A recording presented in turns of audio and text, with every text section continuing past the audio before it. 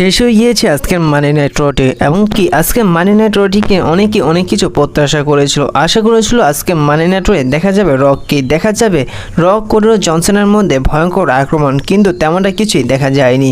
তো আজকে মানি নাইট রয়ে কী হলো সে সম্পর্কেই ছোট করে জানানোর চেষ্টা করব। আর আপনাদের আরও একটি বিষয় জানাই যে সেটি হচ্ছে আমার শরীরটা প্রচুর খারাপ, যার কারণে কালকের মানি নাইট রটি বা বলতে পারেন আজকে মানি নাইট রটি কী হয়েছে সম্পূর্ণভাবেই দেখতে পাইনি। যতটুকু দেখেছি ততটুকু আপনাদের বিস্তারিতভাবে জানানোর চেষ্টা করব। তো আজকে মানি নাইট রয়ের শুরুতে আসেন জন সিনা এবং জন সিনা আসার পর অনেকে আজকে জন সিনাকে সাপোর্ট করছিল এবং অনেকেই ভু করছিল এবং জন সিনা তিনি মাইক হাতে নিয়ে যখনই কিছু বলতে যাবে ঠিক সেই সময় থিম সং প্লে হয় কোডোরসের।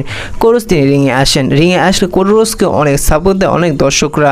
তারপর কোডোরস বলে যে আমি জানি তুমি এখন মাইক হাতে নিয়ে তুমি কি বলবে, তুমি বলবে আমি এই টাইটেলই যোগ্য নই, তুমি বলবে আমি রেসলিং করতে জানি না, এমনকি আমার মাইকিং স্কিল ভালো না, কিন্তু আমি গত সপ্তাহে ধরে প্রায় 2 সপ্তাহ ধরে একে অপরের সাথে কথা বলছি, তো আমি যতটুকু বুঝতে পেরেছি যে তুমি এখনও ভালোবাসো এই দর্শকদের। তুমি আমাকে একটি জিনিস বলো যে তুমি কেন তুমি তোমার আত্মা রককে দিয়ে দিয়েছো। সেটা জন সিনা বলে যে আমি এটা বলে তোমাকে আমার লেভেলে নিয়ে আসতে চাই না, কারণ তুমি একটি ক্লিন এবং পরিষ্কার রেসলার হলো, তুমি এখন তুমি বড় রেসলার হয়ে উঠতে পারোনি, এমনকি তুমি তোমার মন মতন রেসলার হয়ে উঠতে পারোনি। তুমি আমাকে দেখো, আমি এই কোম্পানির জন্য অনেক কষ্ট করেছি, নিজের মতন করে রেসলিং করেছি, আজ আমি নিজের মতন হয়ে উঠেছি, তুমি কি করেছো। সে জায়গায় কোডোরস জন সিনাকে বলে যে আমার বাবা রেসলার ছিল, আমিও রেসলার ছিলাম, এমনকি আমি একটি রেসলিং কোম্পানি দাঁড়া করিয়েছি, আর তোমার সাথে অনেকে কথা বলতে ভয় পায়, কিন্তু দেখো আমি তোমার সামনে দাঁড়িয়ে কথা বলছি। জন সিনা আমি তোমাকে আগেও ভালোবাসতাম এখনও ভালোবাসতাম, কিন্তু তুমি এখন হয়ে গিয়েছো একটি নর্দমার পোকা। তারপর সে জায়গায় কোডোরসকে জন সিনা বলে যে আমি এ পর্যন্ত ডাব্লিউডাব্লিউর জন্য যা করেছি, ডাব্লিউডাব্লিউ আমি এখন যাই বলবো তাই করবে, তুমি এখন একটি কাজে পারো, সেটি হচ্ছে এই টাই কোট পরে এবং রিংয়ে এসে কথা বলতে। আমি ডাব্লিউডাব্লিউর জন্য যাই করেছি, এখন যদি আমার গাড়ির ড্রাইভার এসে যদি বলে তিনি ভালো রেসলিং করতে জানেন, তিনি রেসলিং করতে চায়, তাহলে ডাব্লিউডাব্লিউ তারা আমার ড্রাইভারকে রেসলিং করতে দিবে। তারপর সেটা জন সিনা বলে যে তুমি বললে একটি কোম্পানি দাঁড়িয়ে করিয়েছো, আর আমি এই কোম্পানিকে ছেড়ে যাইনি, বরং তুমি ছেড়ে গিয়েছো এই মিলিয়ন কোম্পানিকে আমি আজ এই জায়গায় নিয়ে এসেছি। তুমি যে কোম্পানিটি বানিয়েছো আর আমার এই কোম্পানির সামনে তোমার সেই কোম্পানিটি একেবারে বাচ্চা। সেটা জন সিনা আরও বলেছে আমি বিভিন্ন জায়গায় ভিন্ন রেসলারকে ফেস করেছি, আমি সবাইকে ডিস্ট্রয় করে এবং সবাইকে শেষ করে আমি সেই জায়গা থেকে জিতে এসেছি, আর আমি এবার রেসলম্যানিয়াতে আমি তোমাকে হারিয়ে এই টাইটেলটি আমি জিতে একেবারে এই টাইটেলটি সহ ডাব্লিউডাব্লিউতে রিটায়ার হয়ে যাবো এবং এই টাইটেলটি আমি আমার বাসায় নিয়ে যাব। তুমি তারপর একটি কাজ করবে, তুমি একটি খেলনা টাইটেল নিয়ে তোমার বাসায় ঝুলিয়ে রাখবে, কারণ এই টাইটেলটি তোমাকে হারার পর আমার সাথে আমি নিয়ে যাব।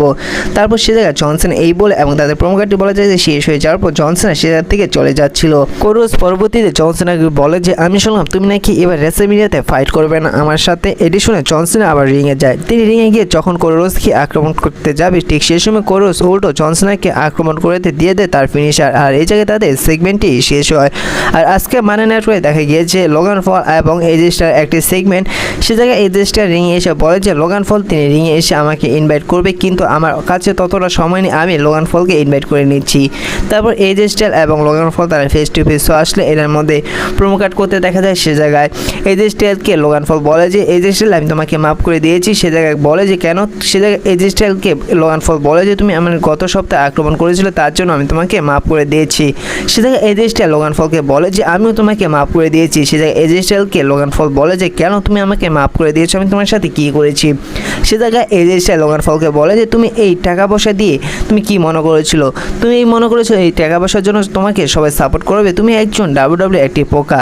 তো এদের মধ্যে প্রোমো কার্ড চলতে থাকে, একে অপরের সাথে উল্টা কথা বলতে থাকে। এদের মধ্যে পরবর্তীতে আক্রমণ দেখা যায়, এক পর্যায়ে দেখা যায় যে লোগান ফল তিনি উল্টো আক্রমণ করে দেয় এজে স্টাইলকে এবং এজে স্টাইলকে সে জায়গায় ডিস্ট্রয় করে দেয়। পরবর্তীতে দেখা যায় গুন্থার এবং জিম উসোর মধ্যে একটি সিঙ্গেল ম্যাচ, কারণ গত সপ্তাহে জিম উসো গুন্থারকে একটি সিঙ্গেল ম্যাচের জন্য চ্যালেঞ্জ করে দিয়েছিল।